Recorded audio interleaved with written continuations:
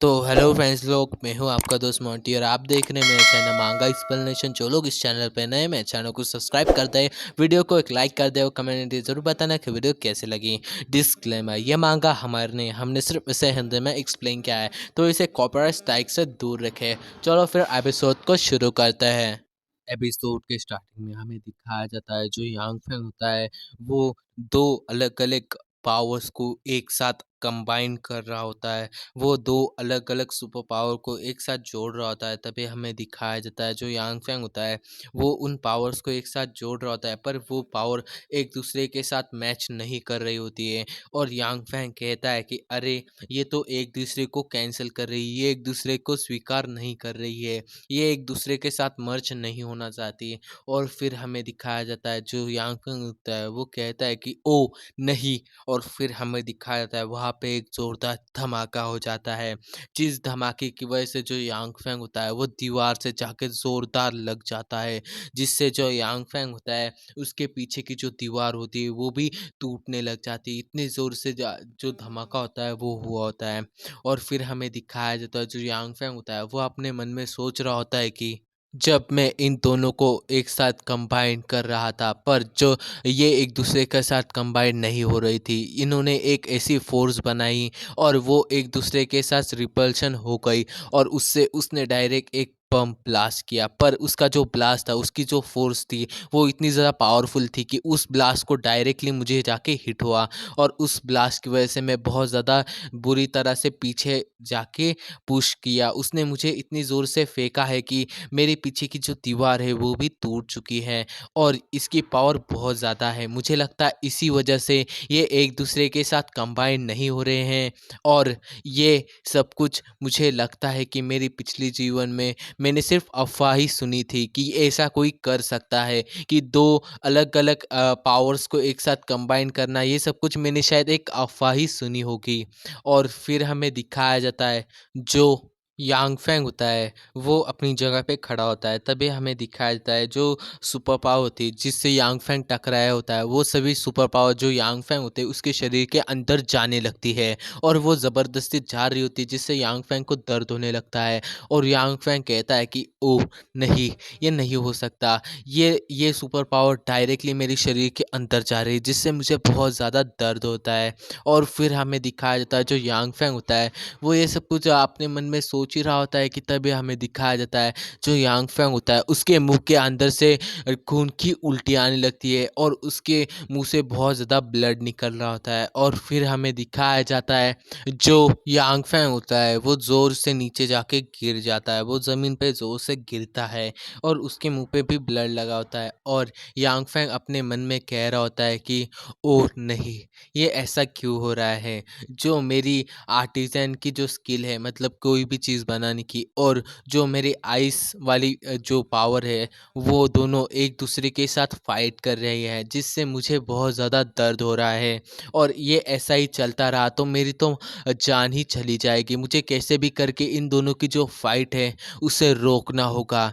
और फिर हमें दिखाया जाता है उस जगह पे जो हेहो होता है वो आज आ रहा होता है। और फिर हमें दिखाया जाता है जो हेहो की जड़ें होती है वो उस जगह पे आ जाती है और हेवो उस जगह से निकल आता है और यांग फैंग के सामने उड़ रहा होता है। और यांग फैंग से कहता है कि तुमने जो दो सुपर पावर है उन्हें कंबाइन करने की कोशिश की है, ये सही किया है, पर तुम एक बात से चूक गए हो कि तुमने एक फैक्ट को चूक गए हो कि तुमने अगर अलग अलग जो सुपर पावर है उन्हें कंबाइन करोगे तो वो नहीं होगी। तुमने ऐसी सुपर पावर को कंबाइन करना है जो एक दूसरे के साथ सिमिलर हो। अगर तुम एक शैतानी सुपर पावर को अपने साथ कंबाइन करोगे तो वो तुम्हारे शरीर के साथ खिलवाड़ करेगी और वो एक दूसरे के साथ ही लड़ते रहेंगे और इससे तुम्हारी मौत भी हो सकती है। तुम्हें ऐसा नहीं करना चाहिए था, तुम्हें इस बारे में मुझसे पूछ लेना चाहिए था। छोड़ो इन सभी बातों को, अब मैं क्या करूँ, तुम अब क्या कर सकती हो, मुझे इससे बहुत ज़्यादा दर्द हो रहा है। तभी जो हेवो होता है वो यांग फैंग से जो डिवायरिंग कोड होता है वो ले लेता है और उससे जो यांग फैंग के अंदर की जो पावर होती है उसे लेने लगता है और यांग फैंग से कहता है कि तुम 1 मिनट रुक जाओ, मैं तुम्हारे अंदर की जो आइस क्रिएटर की जो सुपर पावर है उसे बाहर निकाल देती हूँ। जैसे तुम्हारे पास आ, अपनी क्रिएटर की जो सुपर पावर है वो तुम्हारे पास सिर्फ होगी तो तुम्हारे शरीर के अंदर रिपल्शन नहीं होगा, तुम्हें इतना ज़्यादा दर्द नहीं होगा। मैं आइस की जो पावर है वो तुम्हारे शरीर से बाहर निकालने वाली हूँ और फिर तुम्हें जो करना है तुम कर सकते हो। मैं तुम्हें सिर्फ इतना कहूँगी, जो तुम्हारी आर्टिजन की जो स्किल है उसे यूज़ करते हुए तुम 3 सुपर पावर को अपने शरीर के अंदर डाल सकती हो और एक इंटेलिजेंट कोर को। अगर तुम इन सभी चीज़ों को अपने जो शरीर के अंदर ऑब्जर्व कर लेते हो तो तुम्हारे पास बहुत ज़्यादा पावरफुल चीज़ें आ जाएंगी और तुम्हारे पास ऐसी चीज़ होगी कि तुम्हें बहुत ज़्यादा अच्छा लगेगा, तो इससे तुम्हारी पावर भी बहुत ज़्यादा बढ़ सकती है। और फिर हमें दिखाया जाता है जो यांग फैंग होता है वो हेहो से कहता है कि क्या तुम सच में यहाँ पे मेरी मदद करने के लिए आई हो, क्या तुम मुझे धोखा तो नहीं दोगी ना।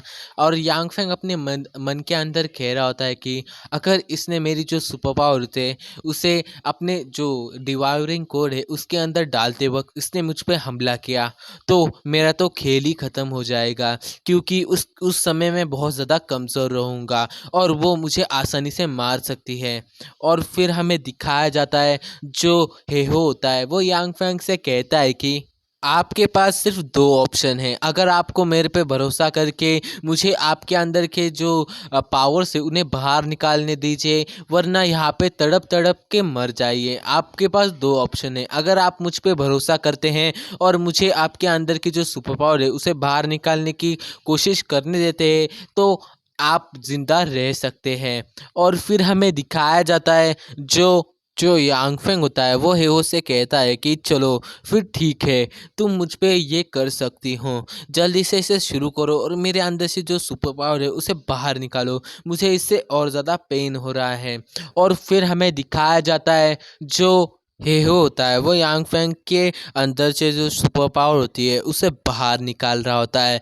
और फिर हमें दिखाया जाता है जो हेहो होता है वो यांग फैंग के अंदर से जो सुपर पावर होती है उन्हें बाहर निकाल देता है और कहता है कि अगर आपकी कंडीशन ख़राब हो और आपका जो मानसिक संतुलन अभी के लिए डिसेबल हो, मतलब आप लोग यह इसी मुश्किल में हो कि आप अपने जो माइंड का यूज़ ना कर सके हो, तो ऐसी कंडीशन में अगर आपके शरीर में से आपकी जो सुपर पावर है उसे बाहर कोई भी निकालता है तो आपको इतना ज़्यादा भयानक दर्द होता है कि आपकी जो हड्डियां हैं वो भी काँप जाएगी। आपको एक हड्डी के टूटने पे जितना दर्द होता है उससे ज़्यादा दर्द आपको होगा। पर आपको मैं एडमायर करता हूँ क्योंकि आपके शरीर में से मैंने अलग अलग जो सुपर पावर है उन्हें बाहर निकाला है, पर आपने अपने मुंह से एक भी वर्ड नहीं कहा है और आपने उस सभी दर्द को सह गए हैं। इसके लिए मैं एडमायर करता हूँ तुम्हें। और फिर हमें दिखाया जाता है जो यांग फैंग होता है वो अपने मन में कह रहा होता है कि इसने मुझे सब कुछ सच बताया था। अगर मेरे शरीर में से जो सुपर पावर है उसे नहीं निकाला जाता तो रिपल्शन से तो मेरी मौत ही हो जाती, पर जैसे उसने मेरे शरीर से जो सुपर पावर उसे निकाल दिया था वैसा ही जो मेरे शरीर के अंदर जो रिपल्शन था वो ख़त्म हो चुका है। और फिर जो यांग फैंग होता है वो हेवो से कहता है कि अब हम लोग अपने अगले पार्ट की तरफ बढ़ेंगे। अब हम लोग जो सुपर पावर है, 3 सुपर पावर है और जो इंटेलिजेंट कोर है उनको साथ उनको मर्ज करेंगे और उनको मेरे शरीर के अंदर डालने वाले हैं। तो मुझे जो सुपर पावर है और जो इंटेलिजेंट कोर है वो मुझे वापस कर दो।